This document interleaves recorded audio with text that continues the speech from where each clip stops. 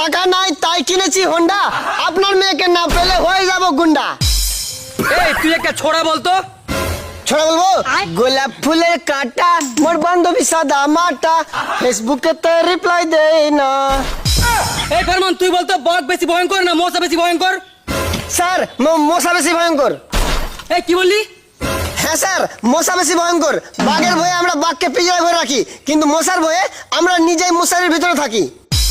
Sir এবার আপনি বলেন তো কোন প্রাণী দুধ আর ডিম দুটোই দেয়? এই কি বলছিস? এরকম কোনো প্রাণী আছে নাকি?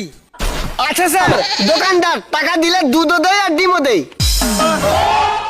এই তুই বড় হয়ে কি হতে চাস? স্যার আমি বড় হয়ে দাঁতের ডাক্তার হতে চাই। কেন রে, তুই হাত পা ফুসফুস এগুলো বাদ দিয়ে তুই দাঁত ডাক্তার কেন হবি?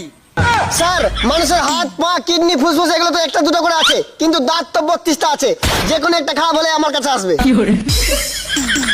স্যার